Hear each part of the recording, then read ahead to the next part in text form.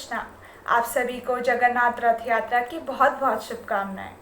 तो आइए हम चलते हैं और बात करते हैं जगन्नाथ जी के बारे में। जगन्नाथ जी माने जो पूरे जगत के नाथ हैं, पूरे यूनिवर्स के जो किंग हैं, आज हम उनकी चर्चा करेंगे। तो पहले हम जानते हैं जगन्नाथ जी का प्राकट्य कैसे हुआ। तो ये सतयुग की बात है, जब एक राजा हुआ करते थे, राजा इंद्रद्युम्न। राजा इंद्रद्युम्न भगवान के बहुत बड़े भक्त थे। तो एक बार उन्होंने भगवान नील माधव के बारे में सुना। उनका वर्णन सुनते ही वो उनका दर्शन करना चाहते थे। तो राजा इंद्रद्युम्न ने आदेश दिया कि कुछ लोग जाकर नील माधव भगवान को ढूंढे। तो पुरुषोत्तम क्षेत्र की तरफ गए विद्यापति। जब वे नीलाचल पर्वत के पास पहुंचे तो उनको समझ आ गया कि नील माधव पास ही है। तो उसके बाद उनकी भेंट हुई एक शबर जाति के व्यक्ति से, जिनका नाम था विश्वावसु। तो विश्वावसु भगवान नील माधव की पूजा किया करते थे। तो विद्यापति ने विश्वावसु की बेटी से विवाह किया और नील माधव के दर्शन पाए। तो जैसे ही विद्यापति को नील माधव के बारे में पता चला तो राजा इंद्रद्युम्न तुरंत निकल पड़े नील माधव के दर्शन करने के लिए। तो जैसे ही राजा इंद्रद्युम्न नीलाचल पर्वत पहुंचे, भगवान नील माधव वहां से अप्रकट हो गए। तभी भविष्यवाणी हुई कि भगवान स्वयं आएंगे राजा इंद्रद्युम्न को दर्शन देने के लिए। ऐसे करते करते भगवान जगन्नाथ जी ने बताया कि कैसे समुद्र में एक लकड़ी आएगी जिसके द्वारा मेरे विग्रह बनेंगे। तो वो लकड़ी समुद्र से लाई गई। फिर उनसे विश्वकर्मा ने भगवान जगन्नाथ जी के विग्रह बनाने शुरू किए। उन्होंने एक अलग से कमरे में ये कार्य शुरू किया और राजा इंद्रद्युम्न को कहा कि वो अंदर तब तक ना आए जब तक विग्रह पूरे बन ना जाए। 15 दिन बाद अंदर से कोई आवाज नहीं आ रही थी। तो राजा इंद्रद्युम्न चिंतित हो गए। रानी गुंडीचा ने भी कहा कि उनको अंदर जाना चाहिए, पर राजा इंद्रद्युम्न ने मना किया।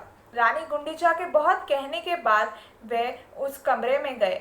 तो जैसे ही वह उस कमरे में गए, विश्वकर्मा वहां से अप्रकट हो गए। तो वहां पे 3 विग्रह थे, जो थे जगन्नाथ जी, बलदेव और सुभद्रा महारानी। तो ऐसे हुआ भगवान जगन्नाथ जी का प्राकट्य।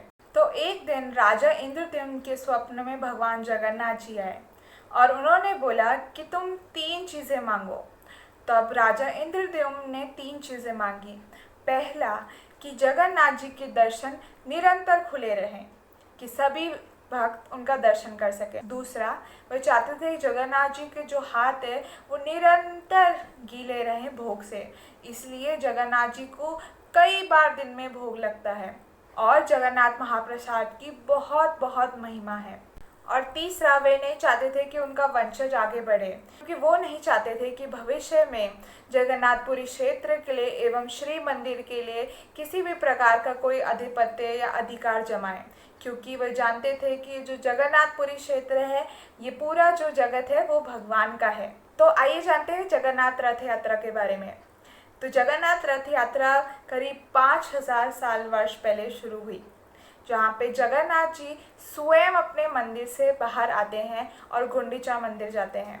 तो जगन्नाथ जी बाहर स्वयं आते हैं अपने भक्तों को दर्शन देने के लिए, क्योंकि जगन्नाथ मंदिर में सबको प्रवेश नहीं दिया जाता, इसलिए भगवान स्वयं बाहर आते हैं अपने भक्तों को दर्शन देने के लिए। और क्योंकि जैसे हमने जाना कि इंद्रद्युम्न महाराज का आगे कोई वंशज नहीं था, तो ये सुनकर गुंडीचा महारानी बड़ी उदास हुई।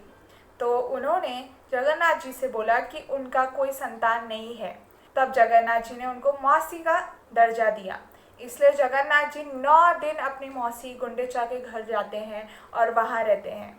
तो जगन्नाथ रथ यात्रा में 3 रथ होते हैं, एक जगन्नाथ जी का, एक बलदेव जी का और एक सुभद्रा महारानी। तो जो जगन्नाथ जी का रथ है उसका नाम है नंदी घोष और वो होता है लाल और पीले कपड़े में। जो सुभद्रा महारानी का रथ है उसका नाम है दर्पदलना, जो होता है लाल और काले कपड़े में। और जो बलदेव जी का रथ है उसका नाम है तलध्वजा, जो होता है लाल और हरे कपड़े में। तो जब आप जगन्नाथ रथ यात्रा देखेंगे तो आप पहचान सकते हैं कि कौन सा रथ किसका है। तो जैसे हमने जाना, जगन्नाथ जी अपने भाई बलदेव और बहन सुभद्रा के साथ श्री मंदिर से गुंडीचा मंदिर जाते हैं। तो गुंडीचा मंदिर में एक दिन पहले रथ यात्रा के गुंडीचा मार्जन होता है, यानी गुंडीचा मंदिर की पूरी तरह सफाई की जाती है जिससे कि जगन्नाथ जी आ सके।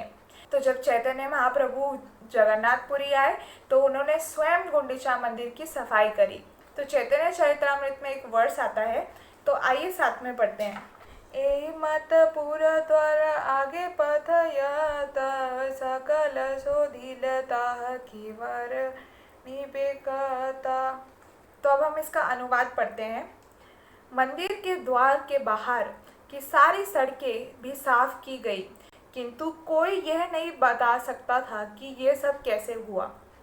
तात्पर्य: गुंडीचा मंदिर की सफाई के विषय में टीका करते हुए श्रील भक्तिसिद्धांत सरस्वती ठाकुर कहते हैं कि श्री कृष्ण चैतन्य महाप्रभु जगत गुरु के रूप में स्वयं यह शिक्षा दे रहे थे कि किस तरह मनुष्य को शुद्ध तथा शांत हृदय में पूर्ण पुरुषोत्तम भगवान कृष्ण का स्वागत करना चाहिए।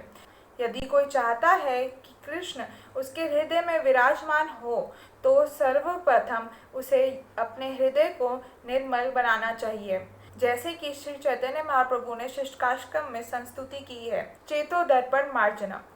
तो यहाँ हम पढ़ते हैं कि कैसे चैतन्य महाप्रभु हमारे लिए एक उदाहरण बन रहे हैं कि कैसे हमें अपने हृदय का गुंडीचा मार्जन करना है, हमें अपने हृदय को साफ करना है जिससे कि जगन्नाथ जी जो स्वयं भगवान कृष्ण हैं वो हमारे हृदय में प्रवेश कर सकें।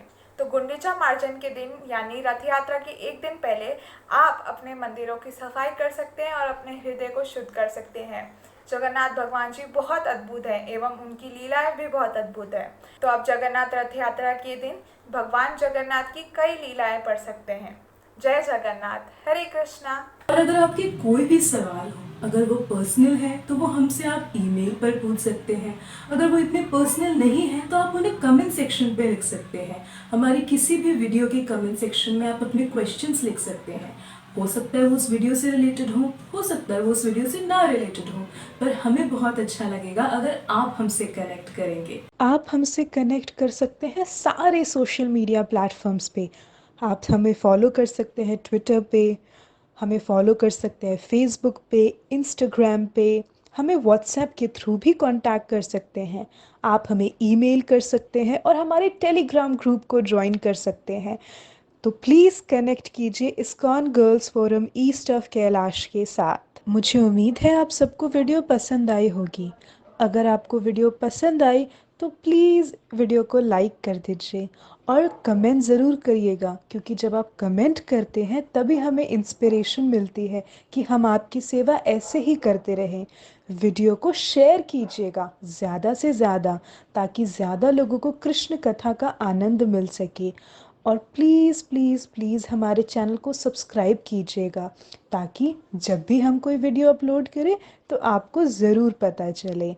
हरे कृष्णा। और आप हमें ज्वाइन भी कर सकते हैं और अपने क्वेश्चंस भी पूछ सकते हैं, तो ज़रूर कीजिएगा लाइक शेयर कमेंट। हरे कृष्ण